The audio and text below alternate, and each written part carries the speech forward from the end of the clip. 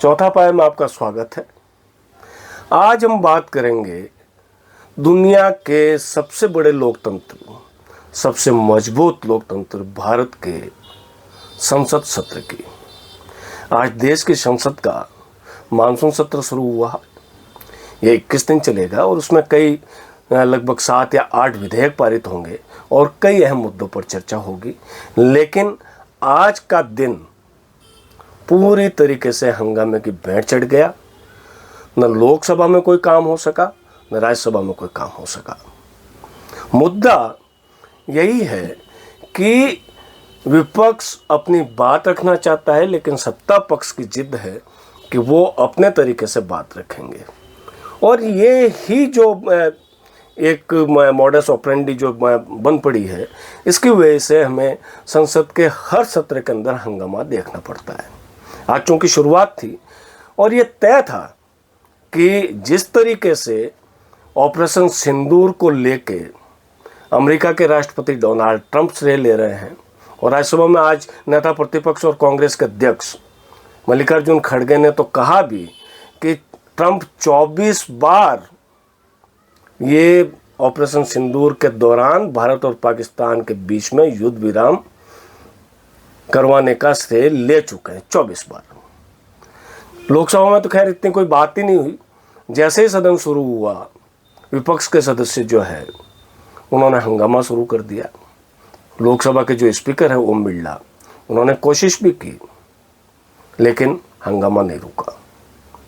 इसी दौरान संसदीय कार्य मंत्री किरण रिजिजू और उसके बाद में रक्षा मंत्री राजनाथ सिंह ने भी कहा कि सरकार हर मुद्दे पे चर्चा कराने को तैयार है, लेकिन विपक्ष का आरोप है कि उन्हें नहीं बोलने दिया जा रहा है। सत्ता पक्ष के लोगों को तो बोलने का मौका दिया जा रहा है, उन्हें नहीं बोलने दिया जा रहा। और इस बात को लेके जब सदन की कार्रवाई स्थगित हुई तो बाहर आए राहुल गांधी, जो नेता प्रतिपक्ष भी हैं, उन्होंने ये संगीन आरोप लगाया कि रक्षा मंत्री बोल सकते हैं, दूसरे लोग बोल सकते हैं, लेकिन मैं नहीं बोल सकता, मैं नेता प्रतिपक्ष हूँ। प्रियंका गांधी ने भी यही कहा कि सरकार चर्चा करानी चाहती है तो चर्चा कराए, लेकिन नेता प्रतिपक्ष को तो बोलने दे। तो ये जो सत्ता पक्ष और विपक्ष की जो तनातनी है, ये तनातनी सदन के अंदर पहले दिन ही हंगामे का कारण बनी।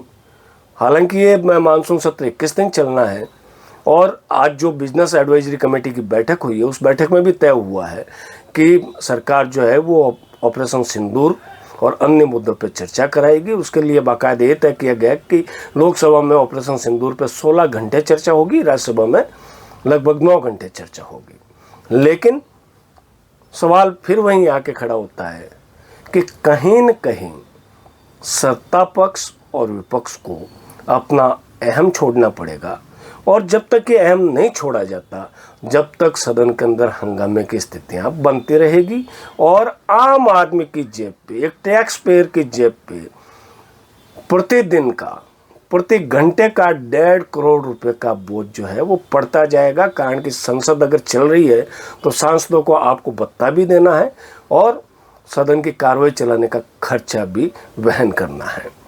तो ये जब तक सरकारों का और सरकारों में जब तक बोलने की आज़ादी, विपक्ष को बोलने की आज़ादी और विपक्ष की जिद की नहीं, वो अपनी बात ही अपने तरीके से कहेंगे, ये परंपरा अगर ख़त्म नहीं हुई तो मुझे लगता है कि इस मानसून सत्र में सभी 21 दिन हंगामा ही हंगामा देखने को मिलेगा। एक अहम बात और, विपक्ष चाहता है कि प्रधानमंत्री जवाब दे, इस बात पे जवाब दे कि सीज फायर क्यों हुआ। इस बात पे जवाब दे कि बार बार अमेरिकी राष्ट्रपति डोनाल्ड ट्रंप इस बात का श्रेय क्यों ले रहे हैं कि उन्होंने युद्ध विराम करवाया। खैर, अपनी अपनी सोच है, लेकिन एक नागरिक के रूप में जो सोच होनी चाहिए वो यह है कि सदन चले, सदन उपयोगी हो, प्रोडक्टिविटी हो सदन की, और देश को इसका फायदा मिले। अब आपको बताते हैं कि संसद की कार्रवाई कैसे चलती है, संसद का सत्र कैसे बुलाया जाता है। तो संविधान में एक प्रावधान है, वो ये प्रावधान कहता है कि प्रधानमंत्री, मंत्रिमंडल और मंत्रिपरिषद की सिफारिश पर संसद का सत्र बुलाया जा सकता है, और संसद का सत्र बुलाने के लिए राष्ट्रपति ही आधिकारिक हैं। यानी जब तक राष्ट्रपति नहीं चाहे, जब तक संसद का सत्र नहीं बुलाया जा सकता। तो राष्ट्रपति सदन का सत्र बुलाते हैं, यानी सरकार और मंत्रिमंडल की सिफारिश को मंजूर करते हैं। अब संसद के कितने सत्र होते हैं, तो इस पर बात करें तो संसद का सबसे पहला और सबसे अहम सत्र है बजट सत्र। ये जनवरी और मार्च के बीच में लाया जाता है और इसमें देश का साल का पूरा वार्षिक बजट जो है वो पेश होता है, लेखा अनुदान मांगें पेश होती है, उसमें बहस होती है और कई तरीके के विधायी कार्य भी होते हैं। फिर दूसरा सत्र जो आता है वो आता है मानसून सत्र, जो आज शुरू हुआ है, आज यानी 21 जुलाई 2025 को। इस बार का जो मानसून सत्र है ये 21 दिन चलेगा, यानी इसमें 21 बैठकें होगी।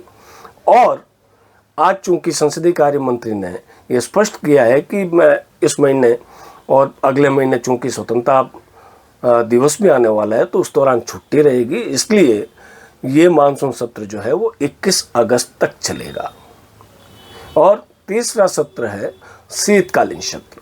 ये नवंबर और दिसंबर के महीने में बुलाया जाता है, आमतौर पे छोटा सत्र होता है। और जब संसद का सत्र बुलाया जाता है तो दोनों सदन यानी लोकसभा और राज्यसभा के जो सेक्रेटरी हैं वो सदस्यों को सम्मन यानी नोटिस भेजते हैं, जिसमें उल्लेख होता है कि फला तारीख से संसद का ये सत्र शुरू होगा और इतने दिन तक चलेगा। इसमें प्रमुख रूप से ये मुद्दे हो सकते हैं। और जब सदन की कार्रवाई और तारीख शुरू हो जाती है, जिस दिन ये सदन शुरू होता है उस दिन जो सदन के स्पीकर हैं, जो सभापति हैं, वो सदन की कार्रवाई का संचालन करते हैं। और पहला जो दोनों सदनों के अंदर जो होता है वो होता है प्रश्नकाल। प्रश्नकाल 1 घंटे का होता है, 11 से 12 बजे का इसका वक्त होता है। इसमें सांसद जो अपनी तरफ से तारांकित और अतारांकित सवाल देते हैं उनके जवाब पेश किए जाते हैं। कुछ जवाब जो है वो लिखित में पेश किए जाते हैं और कुछ सवाल ऐसे होते हैं जिस पे सप्लीमेंट्री क्वेश्चन पूछने का भी हक होता है। और ये 1 घंटे के दौरान ये प्रश्न पूछने का क्रम चलता है। इसके बाद में 12 बजे जब सदन वापस चलता है तो उसमें कुछ डॉक्यूमेंट्स रखवाए जाते हैं सदन के पटल पे। मंत्री अपनी कोई करेक्शन है तो वो रखते हैं, कोई प्रस्ताव है तो वो रखते हैं। और इसके अलावा जो संसदीय समितियां हैं उनकी रिपोर्ट्स भी इसमें पेश की जाती है और इन पे चर्चा होती है। और तीसरा जो सबसे बड़ा अहम है वो जन रुचि के, लोक रुचि के, जनहित के जो मुद्दे हैं वो सांसद उठा सकते हैं। और इसी तरीके से राज्यसभा के अंदर भी पहले प्रश्नकाल होता है और प्रश्नकाल के बाद में तुरंत बाद में कुछ अगर विधायी पत्र रखवाने पटल पे तो वो रखवाए जाते हैं। और फिर ये आम आदमी से जुड़े हुए जनहित के मुद्दे उठाने के संसद के लोगों को, सांसदों को मौका मिलता है। राज्यसभा में एक चीज़ और है कि शुक्रवार को सांसद अपनी तरफ से प्राइवेट बिल यानी निजी विधेयक पेश कर सकते हैं और फिर उस पर भी चर्चा होती है। शनिवार और रविवार को संसद सत्र नहीं होता। तो आज संसद सत्र शुरू हुआ है। उम्मीद करते हैं कि जैसा प्रधानमंत्री ने कहा कि मानसून नवसृजन का प्रतीक है, तो हमें उम्मीद की जानी चाहिए कि कुछ नवसृजन राजनीतिक दलों की मानसिकता में भी दिखेगा और देश बिना हंगामे की संसद की कार्रवाई का साक्षी बनेगा। कल आपसे फिर किसी और मुद्दे पर बात करेंगे। तब तक के लिए मुझे दीजिए इजाज़त। नमस्कार।